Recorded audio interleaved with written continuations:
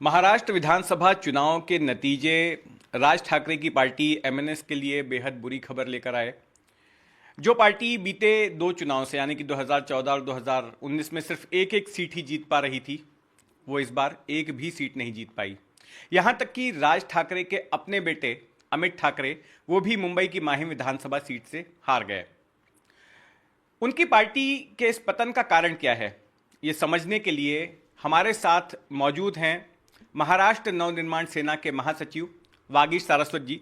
वागीश जी, आपसे मैं समझना चाहूँगा कि 15 साल एक बड़ा लंबा वक्त होता है किसी भी नई राजनीतिक पार्टी के लिए किसी राज्य में अपने आप को स्थापित करने के लिए। हमने देखा कि एक हैदराबाद की पार्टी एमआईएम भी महाराष्ट्र में कदम रखती है।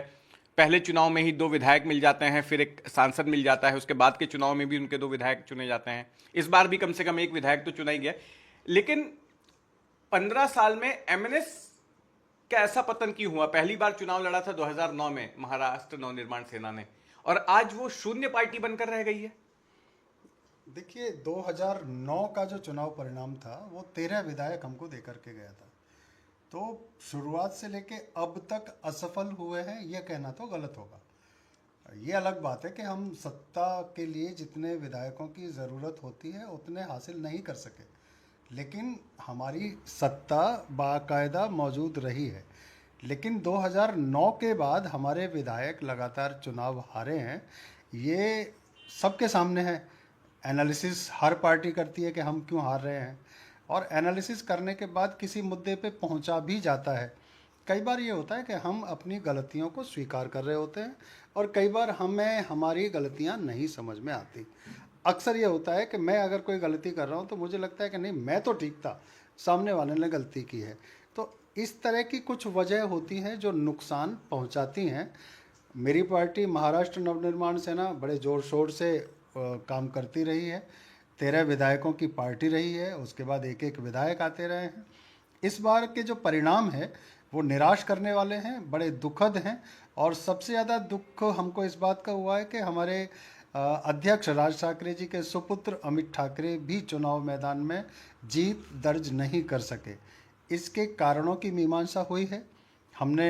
हमारी पार्टी ने जो हारे हुए हमारे उम्मीदवार हैं उनसे पूछा हार के कारण आपको क्या लगते हैं, तो ज़्यादातर लोगों ने अलग अलग कारण बताए हैं, लेकिन एक सुर में 2 कारण सामने आते हैं। एक तो ईवीएम, जितने भी हारे हुए लोग हैं सब ईवीएम को दोष दे रहे हैं, और 2018 में राज ठाकरे जी ने खुद ईवीएम के खिलाफ एक मुहिम शुरू की थी, लेकिन वो निष्कर्ष तक नहीं पहुंच सकी। और इस बार सभी दल ईवीएम ईवीएम ईवीएम का रोना रो रहे हैं। और दूसरा कारण ये है कि हमने महायुति जो महाराष्ट्र में सत्ता में थी उसका समर्थन तो किया, उसके साथ हमने जो हमारे राज ठाकरे जी के और हमारे अन्य पार्टी नेताओं के जो स्टेटमेंट आए वो ये थी कि महायुति ही सरकार बनाएगी। हम ये मानते हैं कि उनकी प्रशंसा करने के साथ साथ हमें उस महायुति का हिस्सा हो जाना चाहिए था। हम महायुति का हिस्सा नहीं थे और इसके बावजूद इसका प्रचार कर रहे थे। ये भी एक बड़ी वजह है हमारी हार की। ये एक गलती थी। ये तो कुछ 2014 के जैसा हुआ कि जब 2014 में राज ठाकरे जी ने कहा था कि प्रधानमंत्री पद के लिए मोदी का समर्थन किया जाना चाहिए, लेकिन साथ में खुद वो उम्मीदवार भी अपने उतार रहे थे। और इस बार भी वैसा ही कर रहे हैं कि एक तरफ उम्मीदवार भी उतार रहे हैं महायुति के खिलाफ, और दूसरी तरफ ये भी बोल रहे हैं कि महायुति की सत्ता आएगी, देवेंद्र फडणवीस मुख्यमंत्री बनेंगे। देखिए, जब हम चुनाव लड़ने का फैसला करते हैं तो उम्मीदवार हमें उतारने पड़ते हैं। लोकसभा में मेरी पार्टी ने तय किया कि हम लोकसभा का चुनाव नहीं लड़ेंगे, नरेंद्र मोदी के समर्थन में हम प्रचार करेंगे। तो हमारे कार्यकर्ता पदाधिकारी उन सभी उम्मीदवारों के प्रचार में, उनके मंचों पर, उनकी सभाओं में मौजूद थे। लेकिन इस बार जब हमने तय किया कि हमारा किसी से गठबंधन नहीं हुआ है, कोई सीटों का बंटवारा नहीं हुआ है, तो हमें अपने उम्मीदवार उतारने की आवश्यकता थी। और इसलिए इस बार हमने महाराष्ट्र के चुनाव में अपने उम्मीदवारों को उतारा, और हमारी उम्मीद ये थी कि हम बहुत अच्छा परफॉर्म करेंगे। हमारे कई जगहों पर उम्मीदवार जीत करके आएंगे। मुंबई से ही हमें 5-6 उम्मीदवारों के जीतने की उम्मीद थी, अमित जी के जीतने की उम्मीद थी, बालानाथ गांव करके हम चाहते थे कि वो जीत के आए, श्री सावंत जीतने वाले थे, नयन कदम जीतने वाले उम्मीदवार थे, और इतने भरपूर वोट पाए हैं कि वो जीत सकते थे, लेकिन नहीं जीते हैं। इसके कारणों की मीमांसा मैंने दो कारण बताए हैं। एक तो ईवीएम में अगर कोई गलती हुई है तो वो हो सकती है, क्योंकि एक जो सुर सामने आया है वो ये आया कि भारतीय जनता पार्टी के कार्यस्थान की वजह से महायुति के उम्मीदवारों के पक्ष में 15% वोट बढ़ा दिए गए। अगर ये सही है तो ये बहुत गलत है। चुनाव आयोग को इसकी तरफ ध्यान देना चाहिए।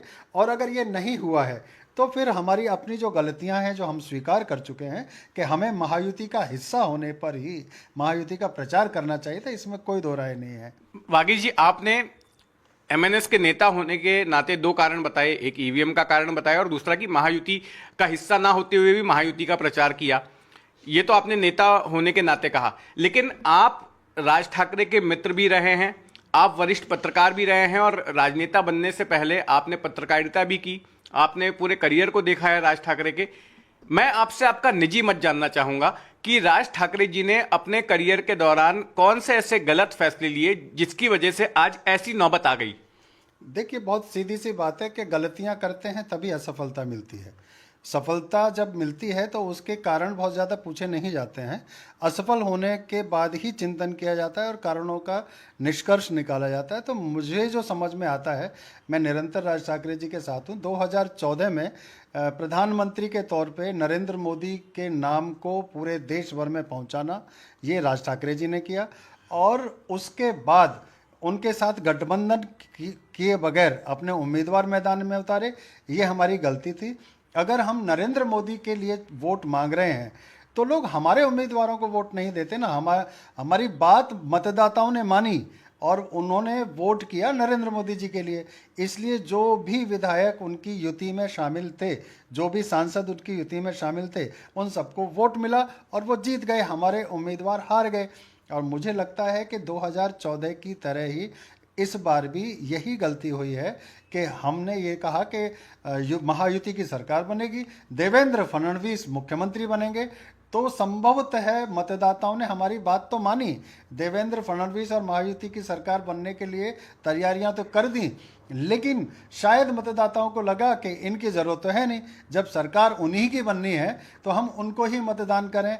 ये एक मनस्थिति हो सकती है। मैं बिल्कुल पूरी तरह से श्योर नहीं हूँ कि ऐसा ही हुआ होगा, लेकिन मुझे लगता है संभवतः ये कहीं ना कहीं मतदाताओं के मन में आया होगा। अच्छा, क्या आप ये नहीं मानते कि राज ठाकरे जी कभी विचारधारा के स्तर पर स्थिर नहीं रहे? कभी वो मराठीवाद की बात करते हैं, फिर अचानक हिंदुत्ववाद की बात करने लग जाते हैं 2020 में। कभी वो मोदी का समर्थन करते हैं, फिर 2019 में वापस से मोदी का विरोध करने लग जाते हैं। लाओ रे तो वीडियो, जगह जगह पर वीडियो दिखा के कि मोदी की कथनी और करनी में कैसे फर्क है, वो तो गुजरात के प्रधानमंत्री हैं, इस जैसे बयान देते हैं। फिर उसके बाद वापस मोदी का समर्थन करने लग जाते हैं कि हम बिनशर्त समर्थन कर रहे हैं 2024 के उसमें। तो आपको लगता नहीं कि जिस तरह की अस्थिरता रही है उनकी विचारधारा में, या फिर हम कहें कि मोदी के प्रति कभी उनके फेवर में रहते हैं, कभी उनके विरोध में रहते हैं, कभी नरम कभी गरम, तो ये भी नुकसान का एक कारण रहा? निश्चित तौर पे। लेकिन हम ये जो परिवर्तन वाली बात है, विचारधारा बदलने वाली बात है, तो इसको विचारधारा बदलना तो हम नहीं कह सकते, लेकिन हाँ, मत परिवर्तन होता है। राज ठाकरे जी ने जिस तरह से शुरुआत की थी, वो महाराष्ट्र का विकास उनका मुद्दा रहा और उसको साध्य करने के लिए, उसको हासिल करने के लिए जिन रास्तों पर चलना पड़े उसमें चलने की कोशिश की जाती है। मैं ये मानता हूँ कि विकास का विजन राज ठाकरे के पास है, लेकिन अब जैसे आपने कहा मराठी का मुद्दा, तो वो मराठी का मुद्दा तो आज भी कायम है, कभी उन्होंने मराठी का मुद्दा छोड़ा नहीं है।